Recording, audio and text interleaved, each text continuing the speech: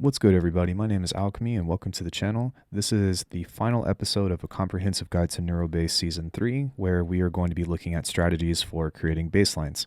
If you haven't seen any of the episodes, then in lessons 1 through 5, we covered how to make a sound or sounds such as this.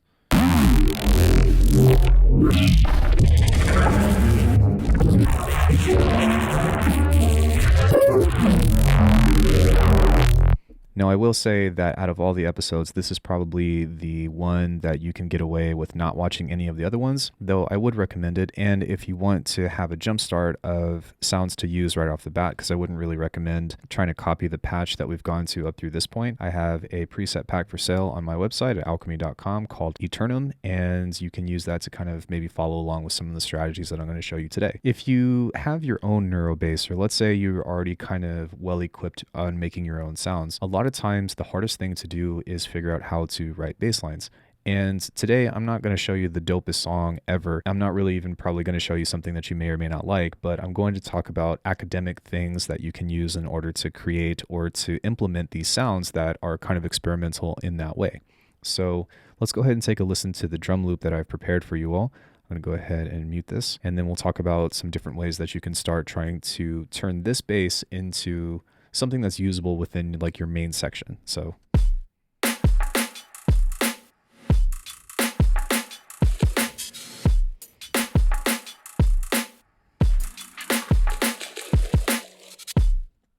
it's a pretty simple kind of halftime beat, and it's not, again, the most complex, it's not the most robust. And keep in mind that like every genre that you produce is going to be a little bit different. So I try to keep it relatively like genre neutral, but at the same time, like the way that you go about mixing and stuff is always going to be a little bit different depending on like how your drums sound in relation to your bass. And that's going to be the first topic that we're going to be covering today, which is sidechaining. You don't necessarily even have to sidechain. It is a good idea if your kick and your low end are covering the similar frequencies. There are other means and ways to solve it. Typically in the past, I've actually gotten away with using an OTT on the master to kind of push everything to the side. I've covered why that works in another video. I'm not saying that's what you should do, but I'm saying that there's more than one way to not only sidechain, but there's also a bunch of different ways to kind of get a clean low end, if that makes sense. So on my bass channel right now, I am using a tool with an audio sidechain that's going to the main drums, which are my fundamentals. So I've got 2 layers of a kick, 2 layers of a snare, and that's pretty much it. And that kind of sounds like this.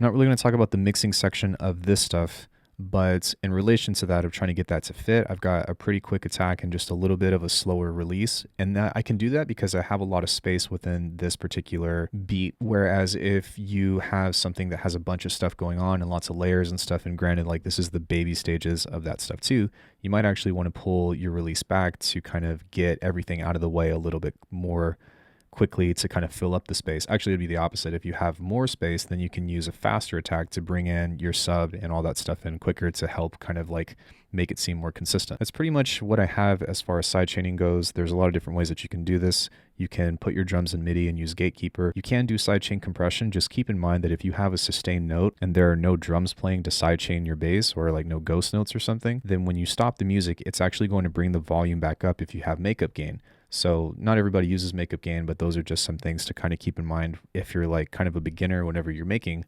bass lines in the first place. Because I feel like that's one of those things that everybody always talks about. They're like, bro, you sidechaining? Or I don't know, like your first 6 months into music, that's like the most coolest trick that people learn. So just, yeah, don't make it a bigger deal than it needs to be. So one thing that is pretty safe to do is make sure that your low end is in mono.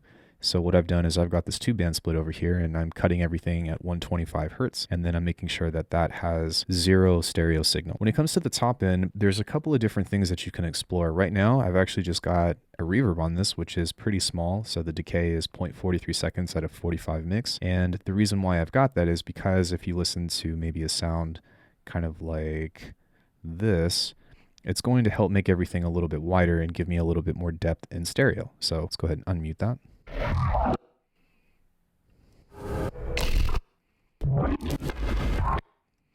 And pretty much all the basses have that, and as long as you are being mindful about where you're placing reverb. So there's a low cut right here, making sure that even though this is on the high band, I'm still cutting the low end. Then you can get away with stereo enhancement. You can also use stuff like a Haas effect. You can also even use things like a chorus and whatnot. And you can even keep things in mono if you want to. The mixing aspect of it, again, is almost like too subjective, but I want to give you and show you some of the options that you can do instead whenever it comes to trying to make your bassline fit. So as far as getting everything to go and make it sound cohesive, of course, it's always going to depend, and there is no right or wrong, but some things that you can look forward to are trying to make sure that all of the bass sounds that you use in here are like relatively the same volume. So if you've got a bunch of dynamics and like you've got like a crazy, I guess, let's say more abstract glitch hop thing where it's a bunch of synths and stuff put together, if everything is a consistent volume, it's going to be a lot easier for them to seem like they blend, and you won't have to fight as much to try to, I guess, make things match in the same world. Another thing that we can talk about is, let's say you've got a bunch of sounds. If you have reverse sounds that lead into the next one, then that kind of gives it like an intro, and that can kind of help you kind of gel everything together in that way. Now, with all the stuff that I'm using here, I haven't even talked about this yet, but one little trick that I do in order to kind of create fills is I send everything into a reverb, and if you listen right here, then it just creates a nice little space.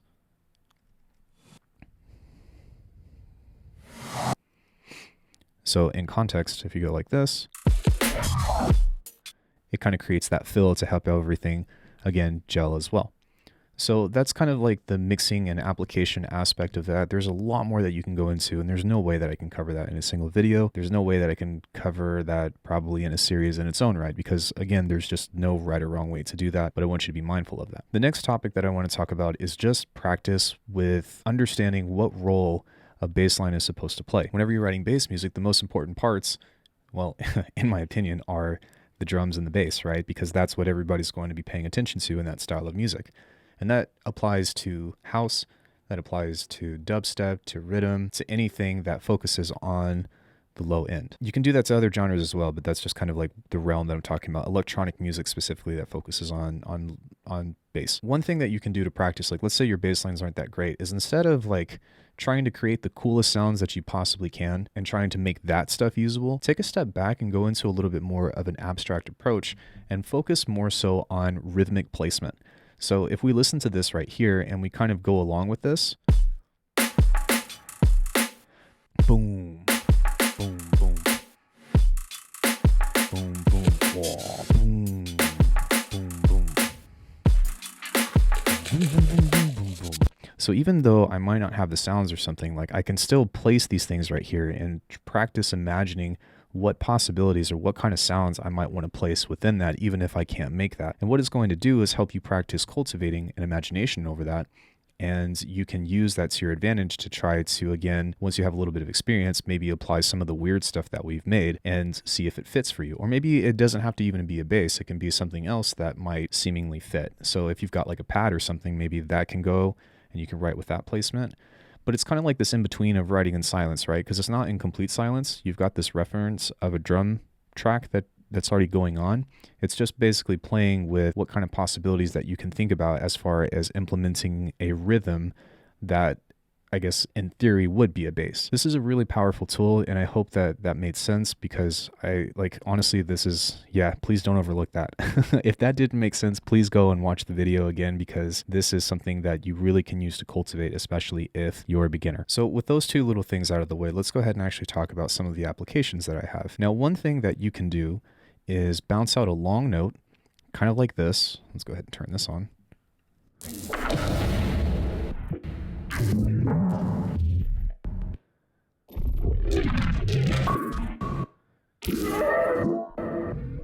Okay, now the way that I actually ended up getting this was from taking that same patch that we had and bouncing out one long note and turning all the macros and stuff just kind of over time in that way. And what we end up with is a sound design jam. Some people call it mud pies.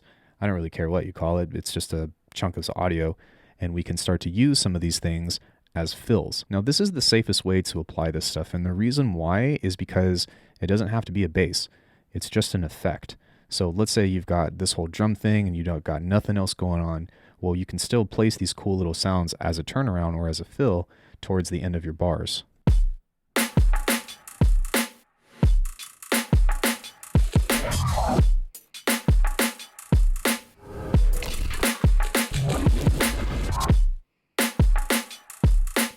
And suddenly, you know, you start to have just a little bit more material to work with.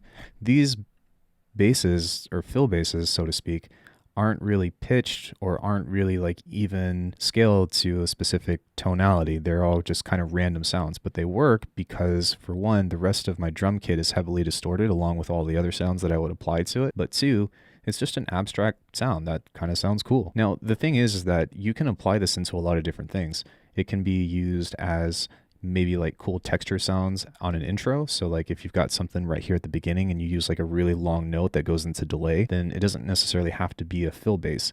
It's really just creative effects that you can pretty much place in anywhere that you seem might fit. The hardest place to fit these is over drums or during the middle of something that is supposed to be the main focus of the tune. And that's something that I really want to warn you guys about. Not to say that you can't do it, but a lot of times the biggest mistake that people do is they'll take this long audio cut like this, and then they'll just take one sound and then start to come on over here and layer this stuff, and then just like put way too many sounds and way too many, I guess, rhythm hits as a whole. At least that was something that I did for years, and that was a huge mistake that I probably will still make today. But these days I'm a little bit more mindful, and I realize that I don't have to have so many bass hits in here, and you'll figure out when we get to there, when we get a little bit further. But just keep that in mind. You don't have to have so many hits, and sometimes like establishing a consistent rhythm with this stuff, or only playing these particular basses maybe just like a little bit throughout the rhythm, can actually be incredibly helpful to you. So let's go ahead and move on to the main bass now. Now the cool thing about this whole project that we did is that if we have the NEURO turned off and the generator turned off, we have a consistent kind of solid sub sound. Now for this in particular, one thing that you can do is you can come on over here and take out some of those low mids to kind of clean everything up. I do have a little bit of chorus over here just to make sure that the top end is a little bit wider. Sorry, that's the same thing right there. And if I take this off and I take this off, the whole sound would just be like this. So you can tell that it does sound really cool, but if we were to kind of play that without cutting those mids right here, this is kind of what that would sound like. Let me make sure that everything else is turned off. Okay.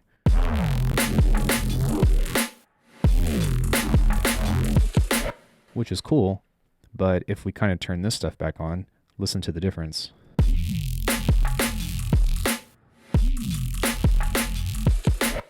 See, so it becomes a little bit more consistent in that way.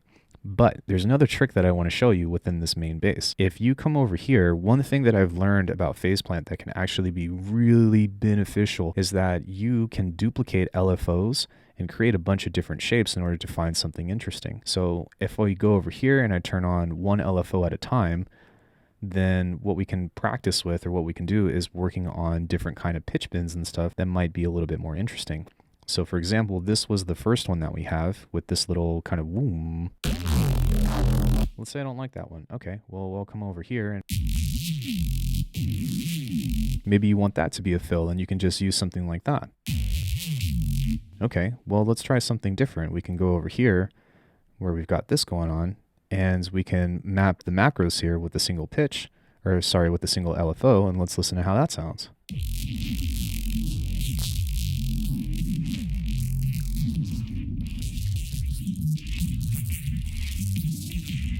So why would this be advantageous? The simple answer is because you're creating rhythm that you can place in here that's going to be consistent without necessarily knowing what you're going to get. Now, how can this be useful? Well, here is another strategy that you can use in order to try to implement something that may or may not be interesting to you.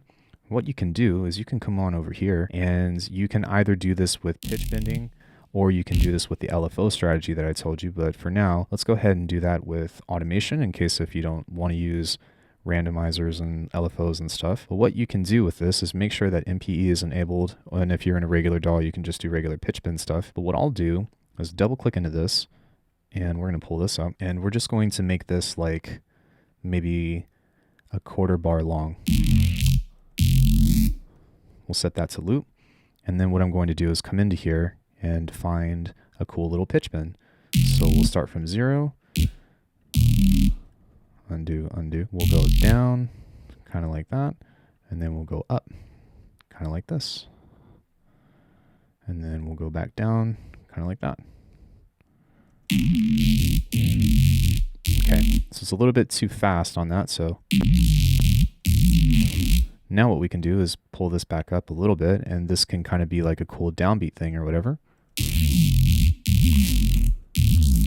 And now that we have the main pitch movement of this, we can start to play with different iterations of this.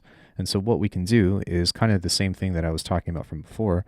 You can go over here, grab yourself a resampling channel. So we'll go to, I think it's in bass or boosh, then go to main, and then go to main post. And now we'll just set this to record here, and we can practice with these different macros right here. Now, one thing that I will say that will be a little bit easier to keep track of this is to give yourself another quarter bar of space, so that way you'll know when this resets. And I'll show you what I mean here in a second, but check this out. Okay.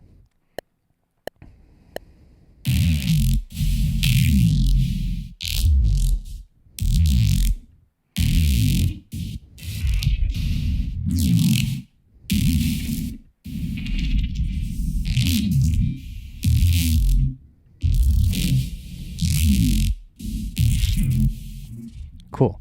So now whenever we grab this here and we open this back up, you'll see that you've got every other quarter bar, all the different hits that you've recorded. Now, even if you don't like any of those sounds, it doesn't matter, because that's not really the point.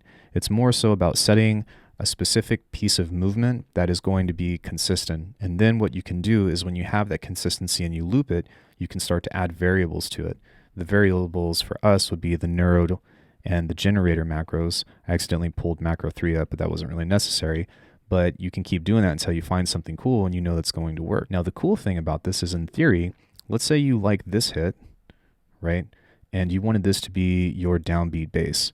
But then, as opposed to going and synthesizing another variation of coming back in here and then trying to make something different from a completely different patch, you can just come on over here, paste it on the next bar or next 4 bars, and then just find a different hit, because it's still the same movement. So you've got this one, which might not work, but it doesn't matter, because, right? And then you've got this one. Okay, that one was just a little bit off. Maybe you'll try this one instead. And what I'm doing is just scrubbing through the audio here between all of those. Okay, maybe this one. And again, this is all conceptual, so it doesn't really matter. That's the same one that we had from before, or on the right.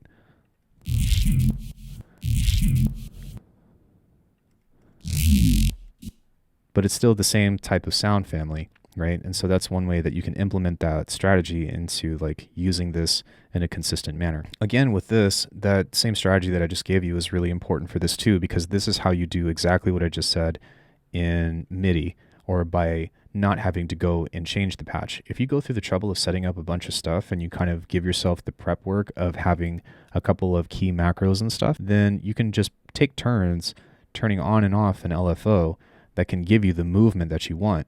And on here, it might actually be a little bit easier because you've got a grid where you have a free multi-stage envelope in order to create that. And I know that especially within something like Bitwig, it's kind of cumbersome, because if you were to do that in automation, you can make a multi-stage envelope, but it's not the best, or it's not the most, I guess, efficient. And there's no multi-stage envelope modulator that's built into Bitwig by nature, except for stage 4, but we all know that's not very good. That's how you do that one. If for whatever reason you are doing this stuff and you don't want to do any of that, just as another variation, or maybe let's just say you want a little bit of randomization, then what you can do is the same thing with this particular sound. You can leave the same automation on here, but the cool thing about this is that if you just leave it on here, it's going to be different every time.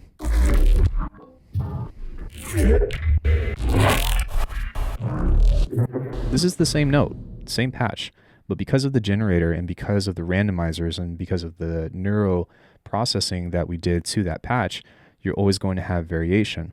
And so if you just want to leave it in random in that way, then you can do that. If you want to bounce this part out, then you can do the same thing that I just explained here. Sometimes you want that. Maybe let's just say like you don't have an idea for a fill or something and you just want to leave it up to chance and see what happens and then bounce it out and see if you like it. You can do that. Worst case scenario, like this is kind of like backwards, but you can always bounce out the master of what you have with that specific like part that you like and then just like splice it in and make sure that, I guess, you turn the reverb off or whatever when you bounce that. But again, sometimes people just want randomness within their tunes, and there's no, again, right or wrong, but that's just one way that you can kind of try to achieve that in that sense. So the next thing that we're going to talk about is kind of what I was describing from before. And that goes into bouncing out a long audio cut, kind of like this. So we'll turn that on. Let me make sure this other stuff is turned off, and you get something kind of like this.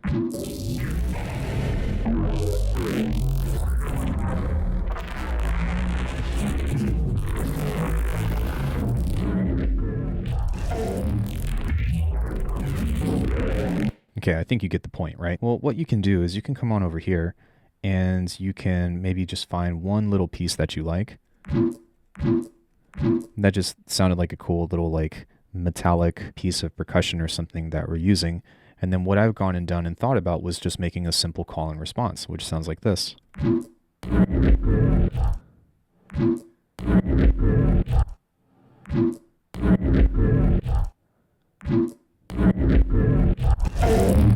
So I've got call, response, call, response, call, response, call, response with the fill. And again, that's kind of where it comes into you not having to need to be excessive with how many cuts you have, if that makes sense. You're just trying to find something that can be used or repeatable as a main idea. So in context, it sounds like this.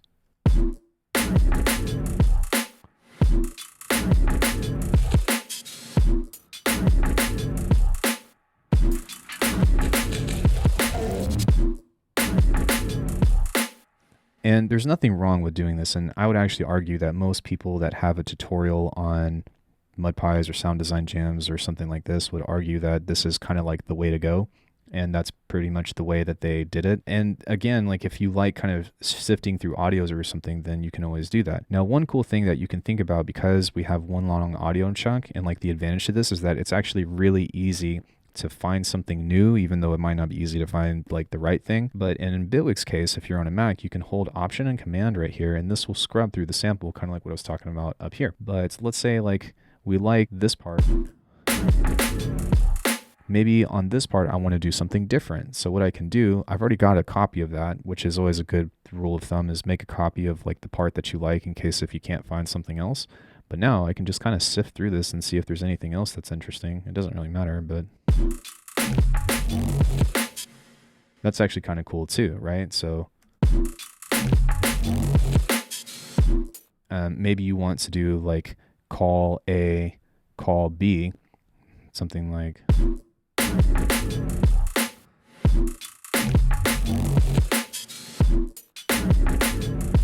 And then you want to do like a call C or something. All of those are definitely viable. And again, like let's say you find a bunch of different things and you don't want to give up any of those. Well, again, just create a copy of it. And worst case scenario, what you can do is when you're stuck in the 8-bar loop, not a matter of if, but a matter of when, let's say you roll with this idea, right? Well, what you can do instead is keep this, right?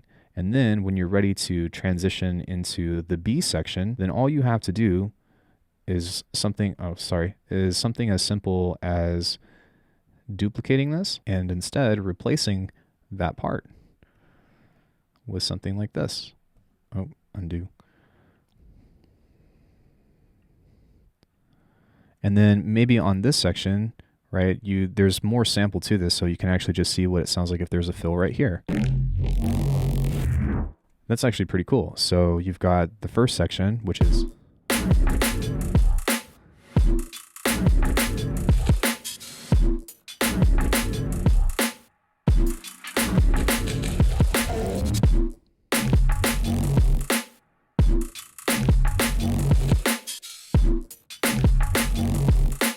and then maybe you just want to kind of mix it up, so you can do something like, right? And suddenly you've got double the content and you didn't really have to do a whole lot of work into that. You've kind of already set yourself apart for the next, I guess, section or something where you can implement the same strategy for writing in this way. And what I just did, you can do with any of the other stuff too. But I mean, again, there's just a ton of options that we can do whenever you're talking about writing bass lines. So the next one that we have is kind of like a two-part thing. The first thing that I want to talk about is taking that same idea that we had right here, which we've already played that sample. If you stretch that out and double, so something, I'm going to duplicate this actually, and let's move it over here. So let's say you stretch this out. You can do it as many times as you want, kind of like this, and you listen to that. It's going to sound something like this.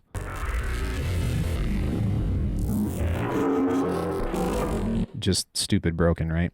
So what you can do is you can drag that into a sampler over here. And what I've gone and done is, if you take a look at this, I've got a randomizer in texture mode on the playhead and then also on the grain size. And then I've kind of just created one long note. So we'll listen to that. It's going to take a second to move, but it will eventually.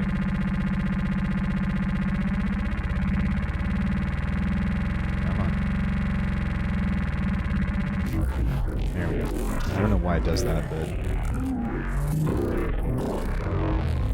but you can start to see that by having that move on its own, it's going to do something crazy. I really don't know why it takes so long for that to activate. It's almost like it took like 8 bars or so, even though this is set at 2.19 bars. But yeah, once you have that set, you can kind of just let that go. And what I used to do was I'd hit J where I'd bounce the sound, but you actually don't have to do that. What you can do instead is right click and then go to just slice to multisample, where you've got something right here. Or you can do the same thing to where you just hit J and then you can bounce to audio in that way and kind of like find the same cuts, right? So it's an extra step. So the extra step that I'm talking about would be the same idea as what we just did right here, just with more granular stuff. And like the amount of resampling that you can do is really limitless. And you can even kind of stretch everything out to hell and use it to create like a percussive kit, so to speak. However, if you do right click and you go into slice to multi-sample, then what this will do for you is it'll, depending on what you tell it to do, it can slice everything up to 128. So all of these are half bar samples. So it's all the same thing. It's going to be different because this is randomized, but if you take a listen to this,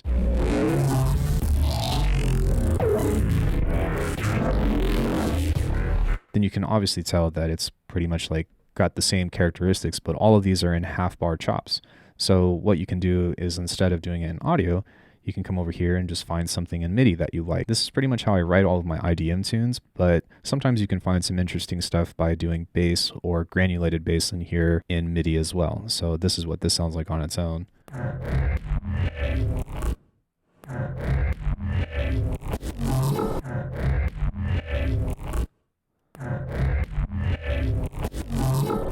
So one thing to consider is that anytime you bounce something into a sampler, it automatically gain stages it for you. So this is at technically 0, but it always turns it down by like 6 dB. So you might have to come back into here and pump this up a little bit more, because by default it sounds like this. And if you were to play that with the drums, I gotta turn that one off, sorry. Then obviously it's way more quiet. So you might have to bring that back with either some saturation or limiting or clipping or whatever your choice is for that kind of thing. But once everything is kind of leveled out and kind of a consistent volume, then you get something kind of like this.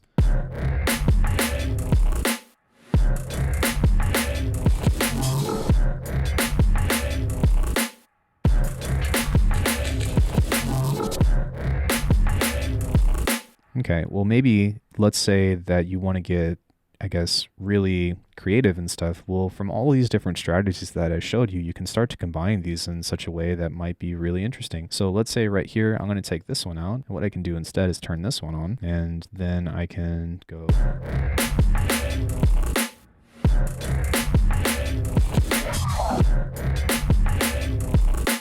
Okay, maybe there can be a moment right there. So instead we'll just move that one there and turn that one on.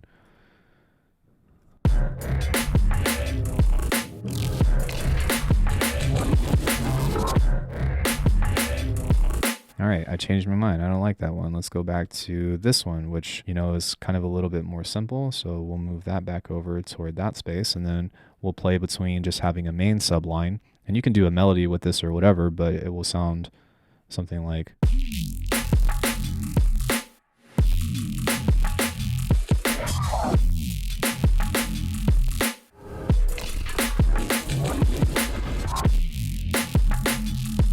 And let's say you duplicate all this stuff and maybe one thing sounds cool or whatever. Well, now you've given yourself a bunch of content to work with, and you can kind of just mix and match as you please to create something even more complex. And maybe one of these, I guess, skills or one of these practices or strategies can work all on its own. It just depends on what you like to do. But this kind of covers maybe not every aspect, but all the aspects that I know anyways, or that I can think of how to take an abstract sound kind of like this that we did from before.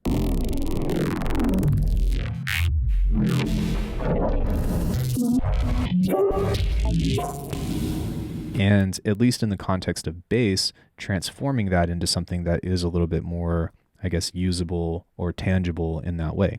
The key components of that is just making sure that the low end is in mono if you're going to keep this as like a bass that has low end in it. And the flip side of that is that if you're using this as a mid bass, well, then you can just cut the lows out and replace it with the sub, which is totally fine too, which I never do, but that is a thing. Or worst case scenario, you can use this as your subline, just give it a low pass filter or whatever, and then you can put all the weird stuff on top of it. I like to keep the original character of it, but whatever. The other thing that we didn't talk about, or that we briefly touched on, is that these sounds don't have to be a bass or a fill. They can be turned into a pad. You can take one little piece of this audio and stretch it out into a sampler, drench it in reverb, and suddenly you've got this crazy, slow, evolving movement thing, right? So the potential behind making sounds like this, at least in the form of experimental sound design, has proven like so valuable to me. And that's kind of why I was so proud to release the Eternum pack, because I see so much, I guess, ideas and so much potential that I haven't even realized with my own music yet, within this kind of approach to sound design. And it's not to say that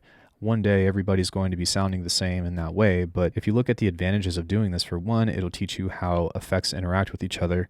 Two, it'll get you closer to making the cool monster sounding basses, of course, which is the given. Three, it challenges you to hear sound in a perspective that you probably haven't thought of before. There's probably more benefits to that, but those are some key points about why you might want to do something like this. I guess, yeah, 4 would be like just in the amount of versatility that you get out of a single patch. And there's a lot of different ways to make generators. There's a lot of different ways to kind of do this in general. I just found that phase plant is the easiest to do. And if you have another strategy about how you like doing this stuff, or maybe like you're already halfway there and you know how to make the neuro-bass aspect of it, you can still apply these strategies as I've said before. So to kind of round things out, you can do this by bouncing it into audio. You can do it by bouncing into MIDI.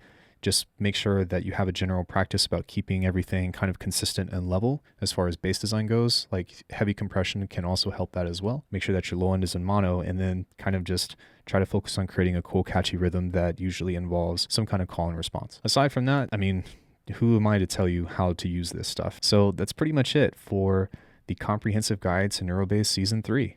I don't really have much else to teach you guys, at least as of now. Hopefully within the next year or something, I'll come up with a bunch of cool other strategies or whatever, but I literally tried to throw everything in the kitchen sink at you to get you up to date on what you need to know for making cool bass, for making it a cool generator, for getting the most versatility out of it, and applying production strategies to it. So thank you guys so much if you stuck with me. If you haven't watched the other videos yet, I would highly appreciate it. And if you can, please interact with my content. Give me some comments. Let's have a discussion on things that you might like to do. And yeah, let's get it going. If you guys want to buy that pack, it's on www.alckemy.com. It's called Eternum, and I hope that you love it as much as I do. This has been a blast to make, but I am done with the comprehensive guide to NeuroBass.